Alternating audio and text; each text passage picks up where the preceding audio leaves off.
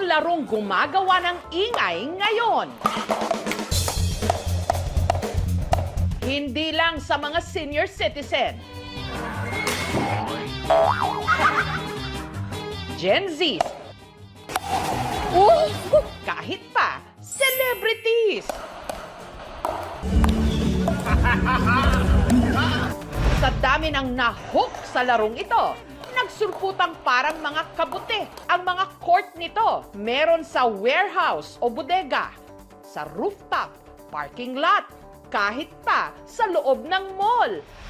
Pati na sa kalsada sa tabi ng sementeryo, nagpi-pickleball na rin sila. Laro! Ito ang palong-palo ngayong sport na parang tennis na may halong badminton. Pickleball. Kabilang sa nahook sa pickleball craze, ang Team Payaman na pinangungunahan ng mag-asawang V at Kong TV. Hindi lang siya yung parang sports eh. Bonding na rin namin. Siguro at this point of our life, isa siya sa pinakamadaling aralin na sports. Yes, Kumbaga hindi siya sobrang komplikado, kahit yung simpleng movement lang. Magigets mo siya kung paano. Ako, dati ako nag-badminton eh. Ayun, ito naman dati, nagte-table tennis.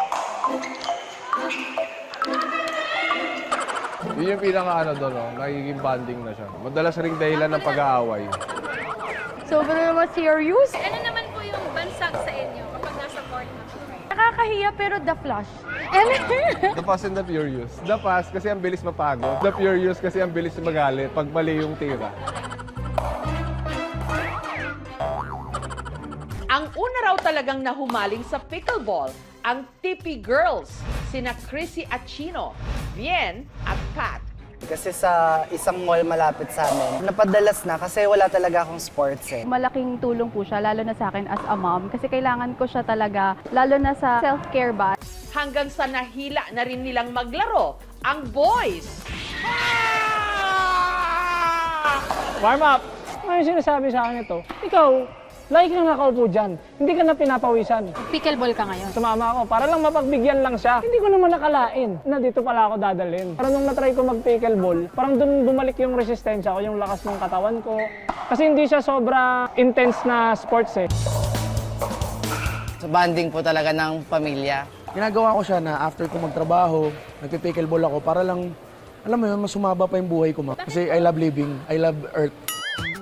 Tila nasa paddles din daw nila ang power. Minsan po kinakausap pa namin, Kuya, mamaya may tournament tayo. Ayusin mo. Ako po, ito po, dito na po siya, papalo na po. Sa buo pong Team Payaman, sino po ang pinakamagaling? Ay, hindi naman po yata. Parang pinakamahina po sa amin si Kong po.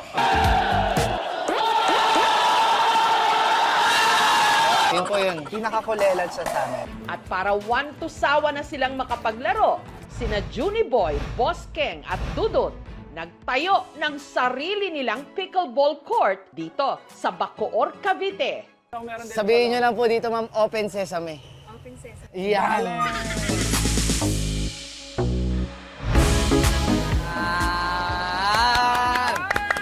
So, meron po kaming 3 courts dito, ma'am. 1, 2, and court 3.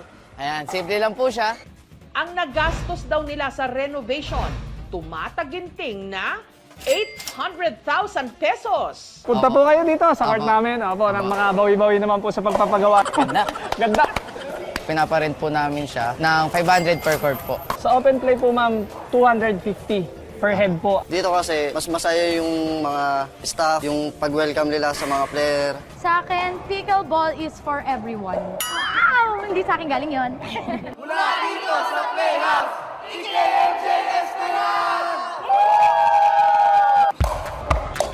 Kahit nitong mga nakaraang taon palang nag-boom ang pickleball sa Pilipinas, dekada 70 pa pala ito na imbento sa Amerika.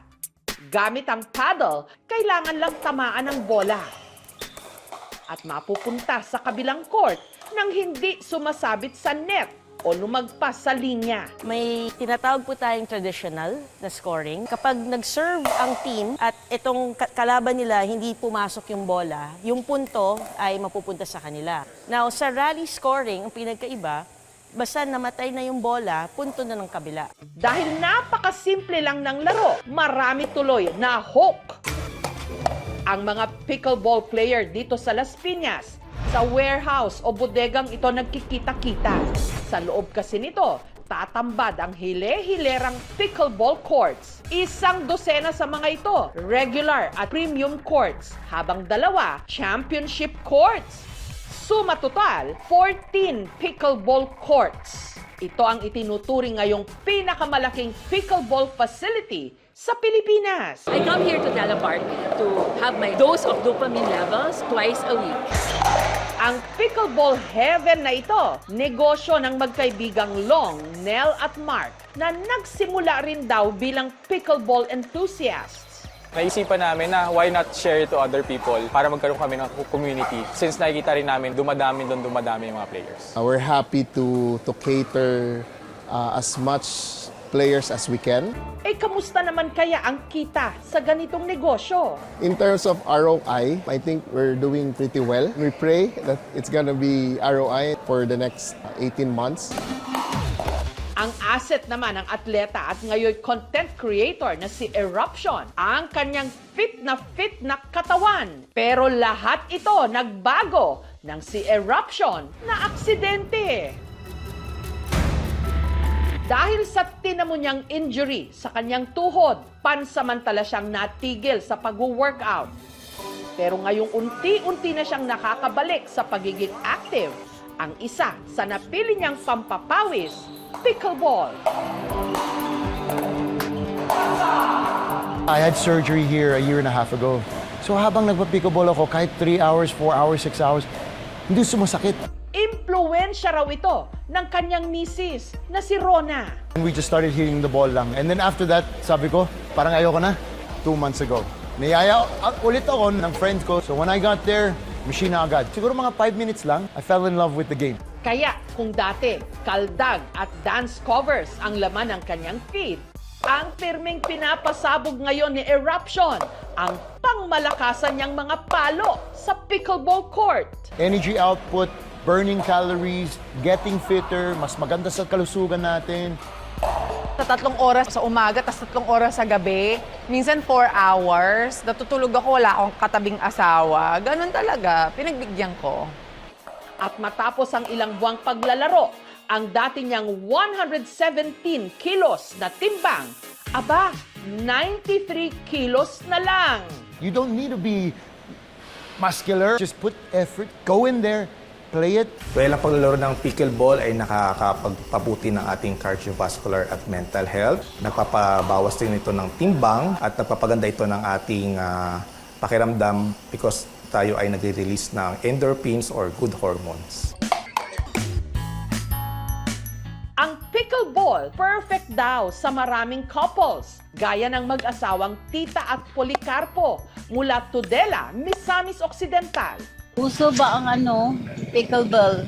Hilig ng mga anak namin. Sa sobrang pagkahumaling nila sa pickleball, sa halip na magpa-party para sa kanilang 38th wedding anniversary, nagpa-pickleball tournament sila. Idinaos sa court na ito na nasa tabi lang ng kanilang bahay.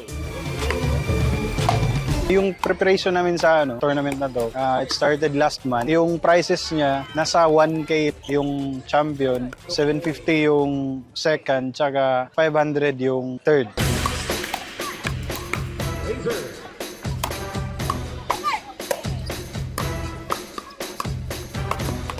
At ang nag-uwi ng kampyonato, ang magkasintahang Angel at Ryle. Overwhelming po kasi hindi rin namin inaakala na mananalo kami. Siguro po, ma'am, yung napanalunan namin, pagbabayad namin sa renta ng court para makapaglaro pa kami. Pero ang pickleball, hindi lang pampamilya, pang-esports pa. Ang nursing student mula Tawi-Tawi na si Fatima, dating tennis at soft tennis player. Hanggang sa niyaya raw siya ng kanyang dating tennis partner, ang tubong Zamboanga del Norte na si Nick, na subukan ding mag-pickleball. I wanted to try and see where this new sport would take me. And so I started training seriously. We realize now we work better together. So we tried na mag-partner sa tournaments. Hanggang nag-join na rin sila sa pickleball tournaments abroad. We first competed sa Bali po internationally, which was the World Pickleball Championships. I won gold. Sumabang sila ni Nick sa Open Mixed Doubles sa National Pickleball Cup na ginanap sa Bacolod, kung saan sila rin ang nagwagi. Dahil dito, sila ang naging kinatawan ng Pilipinas sa Pickleball Champions League Asia Final sa Shenzhen, China. 1.5 year of preparation po yun. It's more of 60% mental and then 40% physical. At nang sumalang na sila sa China, doon nila nakaharap ang ilan sa pinakamahuhusay na pickleball players sa buong Asia. Pero sa huli, and with that, And ladies and gentlemen, the champion of Pickleball Champions League Asia goes to Team Philippines. sila pa rin ang nakasungkit ng kampyonato. Team Philippines for the win! Sobrang bonus na talaga na nakuha namin yung championship. I hope na sooner or later po, yung government, they can support the players who really wants to make it big in the pickleball stage. Ang buhay para lang ding pickleball. Mapalo man tayo ng mga problema, pwede pa rin tayong mag-bounce back ng palong-palo.